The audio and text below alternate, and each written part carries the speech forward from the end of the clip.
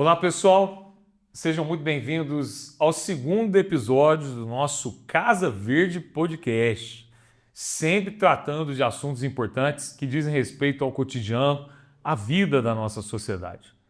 Mas hoje, o assunto ele toca o nosso coração. Nós vamos falar sobre maternidade atípica.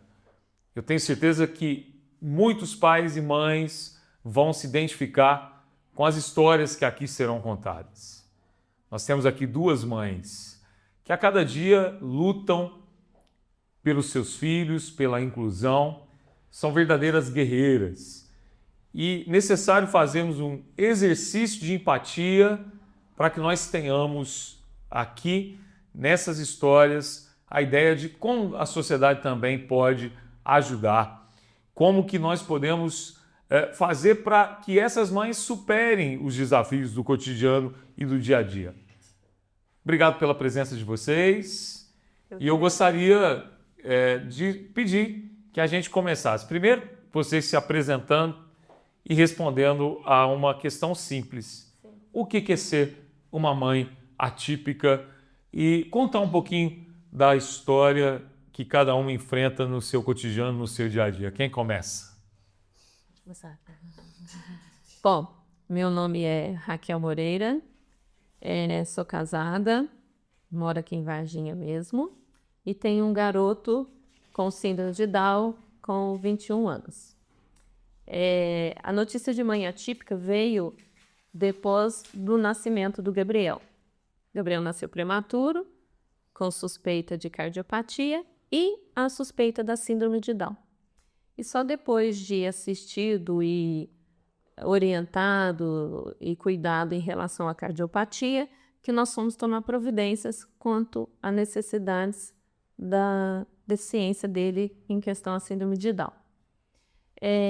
Ser mãe atípica, eu comento o seguinte, que a minha situação de mãe atípica veio logo com o nascimento do filho.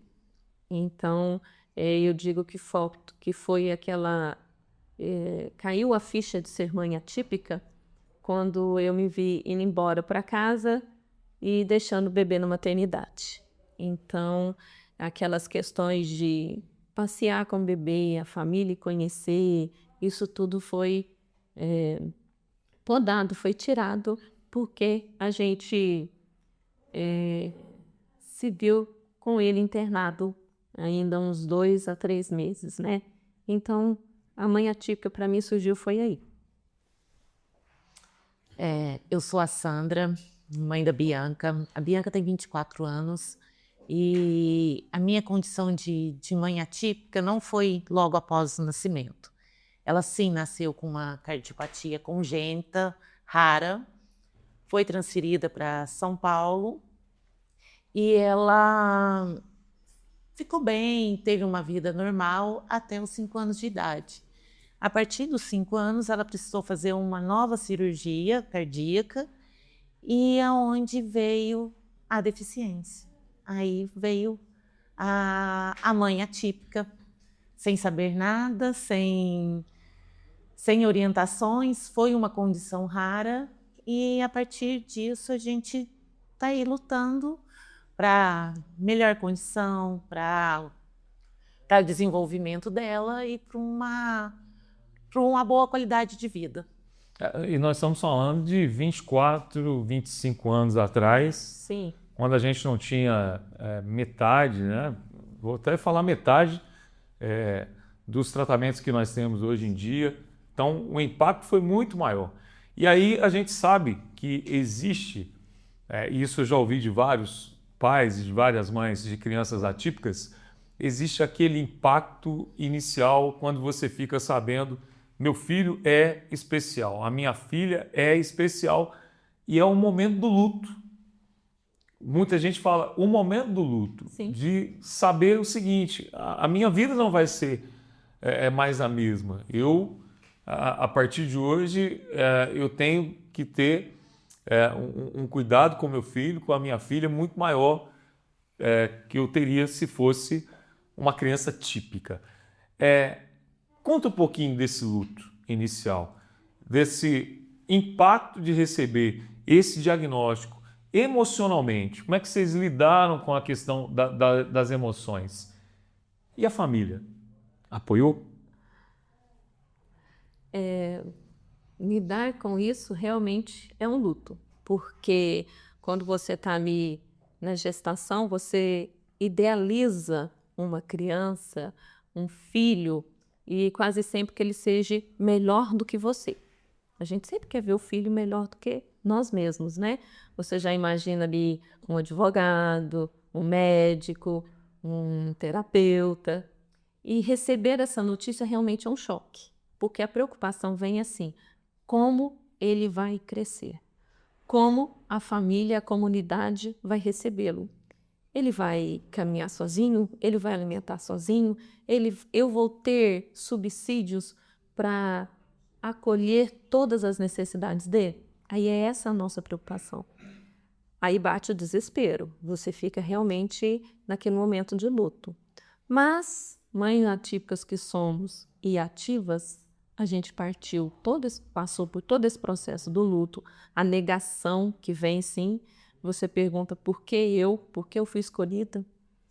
Então, assim, é preciso passar por este luto mesmo. E do luto ir à luta. Esse é o nosso maior incentivo, né, Sandra? É partir para a luta, é buscar atendimento, é buscar recursos, é buscar as terapias. E uma mãe atípica, a rotina dela é totalmente diferente, porque você leva o seu filho para a escola, para a aulinha de judô, para o balé, e nós muitas vezes não fazemos isso logo de início. A gente leva para a fisioterapia, para a fonoaudióloga, para a terapeuta ocupacional e por aí várias terapias. Então, sim, é do luto à luta. E a família, como é que foi? A família, nós temos os dois lados. Nós temos aquele que acolhe, que recebe. Tem aqueles também que aos pouquinhos vai afastando, vai distanciando. E a gente tem que aprender a lidar com isso, né? Porque muitas vezes os convites de confraternização são esquecidos, são deixados de lado, a gente passa às vezes não, ou é convidado, você passa a ir às confraternizações, né? Mas não é aquela receptividade, né? Às vezes a criança ali não comporta como todos queriam, né? Com uma certa etiqueta e tudo mais. Então, sim, nós temos os dois lados da família. Aqueles que realmente abraçam, acolhem a gente e aqueles que devagarzinho vão afastando. Então, eu falo que eu não vivi o luto. Eu não tive tempo e não tive condições de informações para viver esse luto. Ninguém sabia o que tinha acontecido. Então, a gente recebeu essas informações aos poucos. A gente foi aprendendo a conviver com a deficiência, conviver com as condições dela, sem saber como seria a evolução. Então, foi tudo muito rápido, aconteceu tudo muito rápido. Lógico, a gente teve informações importantes da equipe médica e tudo, mas não deu tempo da gente viver isso. A gente não entendia o que estava acontecendo. Então, com o tempo, isso foi juntando informação com necessidade e a gente foi caminhando. Então, a gente não viveu esse luto. Igual as mães falam, já sei o que meu filho tem, eu sei como vai ser a minha caminhada. Eu não sabia. Eu não sabia o que a minha filha tinha, o que tinha acontecido, informações exatas, e não sabia como ia ser a caminhada. Então, todos aprenderam juntos. Então, esse foi o diferencial da minha maternidade atípica. Vocês estão com uma camiseta aqui, Sandra e Raquel, de um movimento que aqui em Varginha, conhecido como MIRI, Movimento de Inclusão, Respeito e Empatia. Eu lembro quando eu estava na Comissão de Defesa dos Direitos da Pessoa com Deficiência, e em muitas audiências públicas, para discutir a questão da prevenção, do teste do pezinho, da inclusão dessas crianças também no processo educacional, a gente ouvia muitas histórias de mulheres que foram abandonadas pelos seus maridos, que não deram conta de aceitar, de viver o luto e de aceitar que o seu filho ou a sua filha tinha algum tipo de deficiência. No movimento que vocês fazem parte, existem histórias assim? Muitas. Eu, Raquel, a gente ainda tem esse privilégio de ter os maridos do lado. A família também, de uma certa forma, participa. Mas a gente tem muita mãe solo, mas mãe solo mesmo.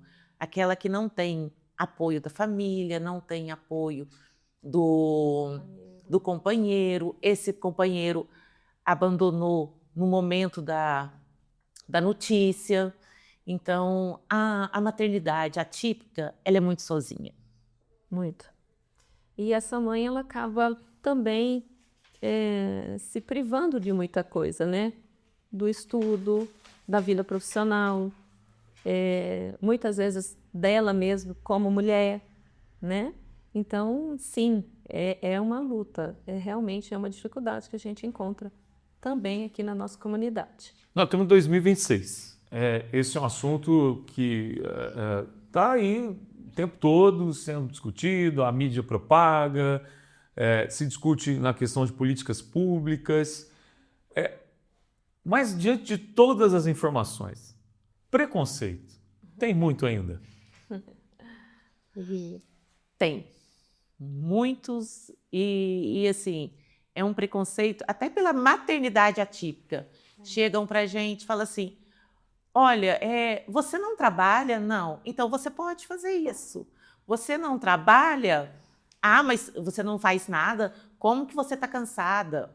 Então, para mãe... Tem esse tipo de comentário? Tem. Eles acham que a gente não trabalha, mas eles não veem a nossa rotina em casa, eles não veem a nossa rotina, que o filho às vezes não dorme, é médico, é correr atrás das coisas, as demandas de escola e até a demanda deles mesmos, exigir da gente dentro de casa. Nossos filhos não são aqueles que a gente pode deixar eles para ir na padaria. Então, eles acham que a gente não trabalha, que a gente está em casa, mas a gente não está fazendo nada. E a gente faz tudo. Tudo e um pouco mais. Então, o preconceito com os nossos filhos machuca também. E muitos têm. E às vezes não tem o preconceito, às vezes a gente fala que a informação que leva a falta de informação que leva a esse preconceito. E às vezes a pessoa até preconceituosa porque ela não sabe o que está se passando. Mas isso a gente enfrenta todos os dias. Vocês devem ter visto agora recentemente o comentário de um senhor numa audiência pública em Pouso Alegre, Sim. falando que agora inventaram esse negócio de autismo, a criança é birrenta. Na minha época na escola, vocês viram esse tipo de comentário? Sim. E a gente percebe, eu estava na fila do supermercado um dia, e eu falo o seguinte, existem alguns transtornos, como o TEA, o transtorno do espectro do autismo, que não é visível, por exemplo, como a síndrome de Down ou com outras doenças raras. E aí você tem uma criança que ela necessita de alguns cuidados, ela tem a sua rotina, e quando você vai, por exemplo, no supermercado, você está tirando ela da sua rotina, e qualquer barulho, qualquer coisa que mude ali o entorno dela já é um impacto. Ela começa a chorar, e aí a sociedade olha e fala, criança birrenta. E eu me lembro que tinha um pai com uma criança autista na fila, que era a fila de pessoas com necessidades especiais, idosos, da grávida, e também das pessoas com deficiência, dos PCDs. Sim. E o senhor chegou e falou para o pai, o que você está fazendo aqui? O que você está fazendo aqui? Você tem que estar na outra fila. Julgando, porque o pai que estava com uma criança, eu vi que se tratava de uma criança atípica. A desinformação, ela ainda é um entrave, ainda é um problema? Sim, a gente sempre comenta que eu prefiro acreditar que é essa falta de informação que acaba gerando esse preconceito. E o nosso trabalho, como você citou, do movimento, é um pouco nesse sentido, de levar a informação, né? Trazer à tona, sermos vistos, sermos ouvidos, para falar que às vezes nem sempre aquela pessoa não tem uma característica física de deficiência, mas que ela tem sim uma deficiência intelectual, e sim, o pai pode estar ali com a criança na fila do supermercado e ela desregular devido a todos esses fatores que você comentou. O barulho, a agitação, a demora, né? Então a criança realmente desregula. E para aqueles que ainda não têm essa informação, acredita-se ser uma birra. E muitas vezes não é. Qual que é um grande desafio de ser uma mãe atípica? E nesses desafios, eu faço uma pergunta. É fácil ter acesso às terapias? Ou como que se dá isso no cotidiano? E na escola, existe inclusão real ou essa inclusão ela acontece só no papel, ela acontece só no discurso? Cleiton, eu acho que a inclusão ela está caminhando, só que falta informação. A gente tem um projeto de inclusão muito bonito, só que é muito difícil colocar em prática porque as deficiências são diferentes, os autistas não são iguais, cada um tem a sua demanda, cada um tem o seu tipo de convivência. Aí entra a convivência social, entra porque a informação, que tem muitas famílias que têm informação, outras já nem tanto. Então, eu acho que é um projeto bonito de ser trabalhado. Tem que ser trabalhado. Mas que eu acho que tem condições de funcionar. A Bianca, minha filha, foi a primeira aluna da inclusão aqui em Varginha a ter um profissional de apoio, em 2010. E eu não tenho o que reclamar. A primeira? A primeira. E eu não tenho o que reclamar, porque foi um processo de aprendizado, tanto para a escola como para mim. Mas só que a gente conseguiu contornar isso porque todo mundo entendeu qual que eram as necessidades dela. Só que hoje a demanda dessas crianças na escola está muito grande. E a gente vê que nem todos estão preparados ainda, tanto família como profissionais. Então, eu acho que precisa conhecer cada criança, cada deficiência em específico, sendo autista, cada tipo de autista, para a gente poder trabalhar isso e falar, olha, vamos seguir essa linha. Não ser uma receita de bolo. Eu acho que cada um tem que ser de uma forma.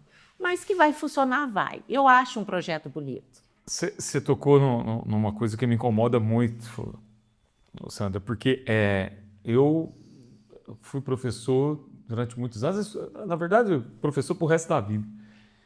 E eu tive muitos alunos especiais, mas literalmente especiais, que igual você falou, cada um tinha a sua especificidade, a sua característica. Me lembro de uma aluna com síndrome de Down, que ela tinha 42 filhos e era casada com o Geraldo, e você tinha que entender aquelas histórias. Um aluno com síndrome de Asperger, que tem uma linha muito tênue em relação ao transtorno do espectro autista, mas eu não fui preparado no banco da faculdade para lidar com aquele aluno especial. E tinha uma coisa que me incomodava, que muitas vezes o professor de apoio saía com aquele aluno para ficar no corredor da escola. Então, eu vejo o seguinte, o grande desafio hoje na educação é nós formarmos profissionais que estejam gabaritados para lidar com todos os tipos de deficiência. E preparados, inclusive, do ponto de vista emocional, para saber do autista, por exemplo, que a gente está tratando muito do autista aqui, mas é porque cada autista é um ser único. É para você, através da educação, potencializar o seu hiperfoco. Eu me lembro, por exemplo, de uma mãe desesperada lá no gabinete em Belo Horizonte para contar a história dela. Um menino autista de 6 anos de idade que falava 4 idiomas e que foi rejeitado em 12 escolas privadas de Belo Horizonte. Olha só. Olha o quanto isso não acontece. Sim. Quantas escolas falam assim, não quero o seu filho aqui. E esse é um preconceito que acontece de forma velada. Por que se essa mãe não faz a denúncia, Ninguém ficaria sabendo que isso acontece cotidianamente. E olha que nós estamos falando de instituições privadas. Mas as escolas privadas não queriam aquele aluno, porque sabia que, apesar de todo o potencial, de todo o conhecimento que ele trazia aos 6 anos de idade nas línguas, mas ele daria trabalho em sala de aula. E as pessoas não querem trabalho. Então, eu imagino quantas histórias vocês já ouviram. Mas, Cleito, eu acho que as escolas, eu falo que família informada consegue trabalhar melhor com as escolas. Sim. Por isso que a gente tenta levar informação para as mães, para as famílias. No meu caso, da Raquel, nós nunca tivemos problema com a inclusão. Por quê? Chegamos na escola, apresentamos os problemas, falamos mesmo, nossos filhos é desse jeito, tem esse comportamento, como vai ser feito, vocês podem trabalhar dessa forma, informamos o que tinha que ser informado. E a escola começou a trabalhar em cima dessas informações. Então, eu acho que quando a escola, a equipe pedagógica tem informação suficiente, ela vai fazer um bom trabalho. Então, famílias informadas, eu acho que consegue levar para a escola informação para a escola poder trabalhar. Lógico que eu sei que às vezes tem um sistema envolvido ali, ou já um projeto pronto, mas tudo é conversado, o diálogo ajuda muito. Que bom, né? Nós estamos nessa conversa e importante, várias mães que estão nos assistindo, procurar grupos de apoio. Eu falo o seguinte, só uma mãe atípica consegue entender outra mãe atípica. E é por isso que essa luta ela não pode ser uma luta individualista, não pode estar sozinha. Mas nessa trajetória, houve momentos muito difíceis, momentos muito complicados. Sim. Momentos que você chorou, Sim. que você desabou, Sim. pensou em desistir. Qual foi o momento mais difícil nessa trajetória de mãe atípica? Nossa, eu acredito que seja mesmo na parte de educação, né? Porque tem altos e baixos, dependendo da situação do sistema. Porque, como a Sandra falou, nossos filhos têm quase a mesma idade, então a gente pegou um período onde tanto a sociedade, a comunidade, a gente também estava caminhando, engatinhando com todas as informações. Mas, de uma certa forma, nós tivemos um apoio na área da saúde e na área da educação. Mas, realmente, tem momentos que você se desespera, né? A síndrome de Down em si, ela traz, às vezes, algumas comorbidades dentro da saúde, como a cardiopatia mesmo em si. Mas, no meu caso, a gente teve ainda os recursos de serem assistidos aqui pela comunidade, pelo SUS, encaminhado para grandes centros, como foi o caso do meu filho, que foi para Belo Horizonte fazer tratamento, faz até hoje os acompanhamentos. Mas hoje a gente tem, às vezes, encontrado essas dificuldades em questões mesmo escolar e nas questões, às vezes, de saúde. Mas nada do que a gente, com informação e conversa, diálogo, junto aos setores que fornecem educação e saúde, a gente não possa estar alinhando esses acompanhamentos com o filho. Mas sim, teve momentos de muito choro. No meu caso, eu acho que foi mais a saúde. Porque, por se tratar de algo raro, a gente não tinha informação aqui na cidade. E a gente foi para São Paulo. E lá que a gente conseguiu ter essas informações. Na época também eu não tinha recurso aqui na cidade. Então tudo foi muito, muito novo. E quando chega na cidade, que ela veio e retorno com esse tanto de informação, os profissionais também não sabiam o que tinha acontecido. Então a saúde realmente foi muito difícil, como diz Raquel, fez chorar muito.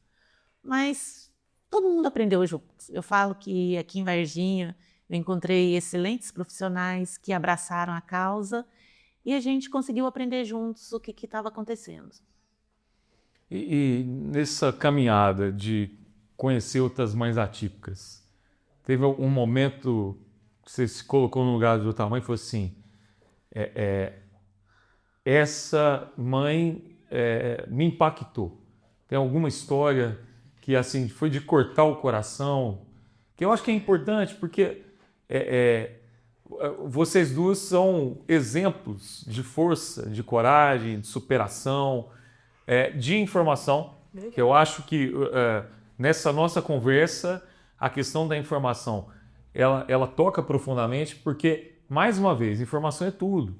Quando as pessoas são bem informadas, sabem dos seus direitos, conhecem das leis, fica mais fácil de você cobrar daqueles que têm a obrigação de acolher, de incluir, de lutar para combater o preconceito. Sim. Mas vocês se depararam com alguma história que fosse, meu Deus, essa história, essa mãe, esse choro foi de partir meu coração. No nosso meio, né, tem sim, a gente encontra. Eu costumo dizer que eu não tenho trabalho com meu filho. Diante de outras mães que a gente vê e acompanha, e fala que o Gabriel não me dá trabalho. O Gabriel acaba sendo um filho típico, porque a gente não teve problemas com alimentação, com alergias, problemas de locomoção. Então eu falo, para mim é leve, diante de tantas outras mães que eu vejo, né? Não sei se a gente pode estar... Para mim me impacta muito Elaine, né? A Elaine, ela é muito parecida com a minha situação, porque o filho dela tem uma síndrome rara e ninguém conhece essa síndrome. Então, quando ela chegou para nós numa conversa e a gente viu que ela era totalmente sem assistência, mas não porque não tinha recurso, porque também ninguém conhece e não sabe como dar esse tratamento para o Rony. Então, nos impactou muito, sabe? Como poder ajudar, como poder cuidar dele. Quantos anos tem o Rony? Rony ele tem a mesma idade da Bianca, ele está com 24 anos. Então, o caso dela impactou muita gente, né? E sem rede de apoio. E ele é um menino muito grande, é difícil lidar com ele em questão do tamanho. A gente vê que ela, mãe solo, o pai também deixou. Então a gente vê que ela passa por todos os perrengues, paga aluguel, tudo ela consegue e tudo ela faz com o Rony. Ela não deixa ele para nada, só ela cuida. E ela não tem rede de apoio aqui, que a família dela não é de Varginha. E são muitas Elaines por aí, né, gente? São muitas. Eu acho que muitas Elaines vão nos assistir. Mas eu me lembro, eu acho que eu até cheguei a comentar com vocês, uma casa que eu visitei de um casal de amigos e que quando eu cheguei tiveram que sair com o menino, porque ele é um autista grau 3. E aí eu me lembro das lágrimas da mãe, dizendo como eu gostaria que você fosse recebido por nós dois, pelo casal. Mas não tem jeito, senão a gente não consegue conversar. E aí ela relatando, eu não sei o que é ir numa missa, eu não sei o que é sentar no restaurante, eu não sei o que é fazer uma viagem em família, e um menino muito grande que tem os seus 1 minuto e meio de crise por dia. Então, aí ele morde, ele arranha, e foi a partir, inclusive, dessa conversa que eu comecei a provocar a academia em Belo Horizonte, a Universidade Federal de Minas Gerais, outros especialistas, para que a gente chegasse naquele projeto da Praça do Parque Girassol, que é um lugar para que as famílias convivem. Então, assim, eu poderia contar várias histórias aqui, mas eu queria ficar na história da Elaine, porque são muitas Elaines, são muitas mães solos, são muitas mães desassistidas, são muitas mães que vivem em função 24 horas do seu filho, como a Elaine vive em função do Rony. Então, Elaine, já que o seu nome foi citado aqui, Elaine é o nome da minha esposa, não vai dar para esquecer, pode ter certeza que nós estamos nessa conversa e estamos nessa luta por conta de você, por várias Elaines que necessitam do apoio do poder público, necessitam de projetos como a gente tem o Miri aqui, em Varginha. O que ainda falta? Eu acho que falta muito. Tudo pode ser melhorável, mas a informação ela tem que ser de todas as áreas, sabe? Tanto da saúde como da educação, como social, porque a sociedade está muito desinformada. Como você mesmo falou, Cleito, o pessoal acha que autismo é moda, mas ninguém entende o que é. Ninguém está passando, ele não é do interesse dele, ele não sabe, não procura. A gente teve um problema em identificação de ônibus, onde uma mãe autista sentou com o filho e a pessoa falou que aquilo ali ela não podia estar com o filho naquele banco reservado. Mas faltou informação dessa pessoa. Aí uma das sugestões de movimento foi colocar um cartaz explicando por que aquela pessoa, o autista também tem direito. Por mais que ele tenha uma condição física que ele possa ficar em pé, mas às vezes ele não tem condições ali na hora de uma crise, ele não tem condições de estar em pé dentro do ônibus. Então, a informação, eu acho que é o principal. Meios de comunicação, a rede pública de saúde, educação, levar essa informação para a comunidade. Eu acho que a partir daí a gente pode pensar em melhorias em outras áreas. Estamos pegando o gancho aqui da Sandra. A inclusão tem que sair mais do discurso e se tornar algo mais prático. Mais para ação. É isso? Isso. Porque, como a Sandra falou, nós não temos, às vezes, os próprios especialistas, como você citou na educação, né, seu exemplo de professor que chegou muitas vezes sem qualquer informação para uma pessoa com deficiência. Nos setores públicos a gente tem isso também. Nas nossas participações nas conferências da área de saúde, por exemplo, e da mulher, a gente levantou essa questão. A informação, o profissional, um atendente, uma recepcionista que está ali na frente, ela precisa muitas vezes saber essas informações quanto às situações das pessoas com deficiência, porque ela vai atender ali uma mãe, às vezes, que chegou para tirar um raio-x, como a gente sempre teve alguns problemas nesse sentido, que deixou, às vezes, a criança em casa, o jovem, adolescente com uma deficiência, mas está, às vezes, com uma vizinha, porque a vizinha está fazendo um favor, porque falta essa rede de apoio. Ou, se ela chegou para fazer esse atendimento com o próprio filho, agilizar esse atendimento.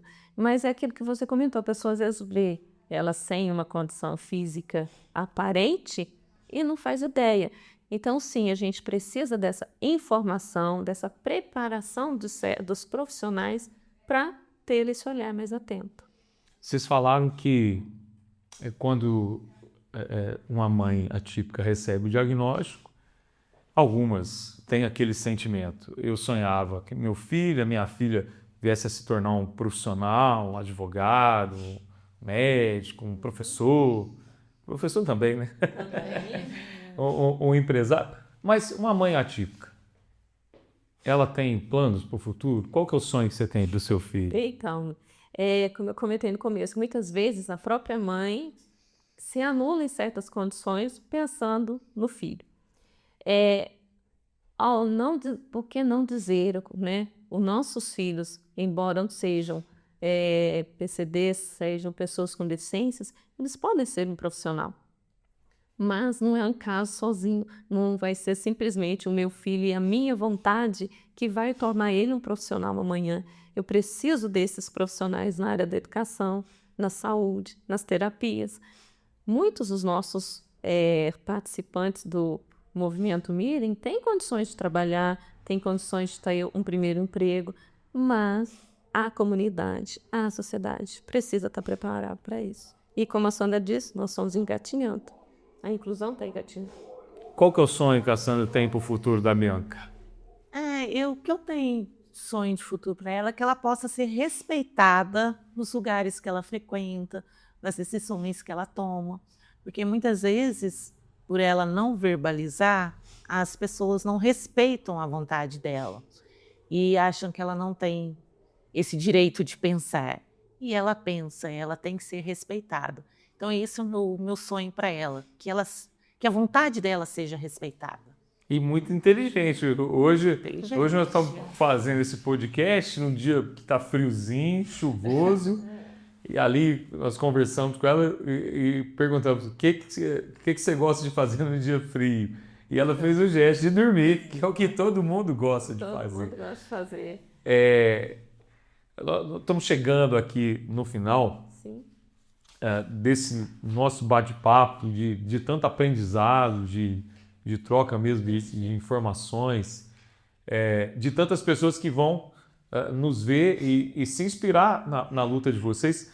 Eu me lembrava, eu acho que muita gente conhece, quero até mandar um abraço lá para o pessoal do Mano Down. Sim.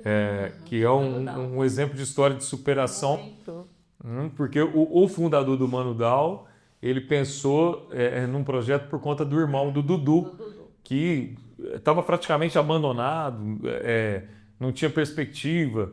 Os profissionais falavam que ele não ia nunca se socializar, e de repente ele aprendeu música e se tornou Dudu do Cavaco e recentemente se casou. Recentemente se casou. Então, tem jeito. Tem jeito.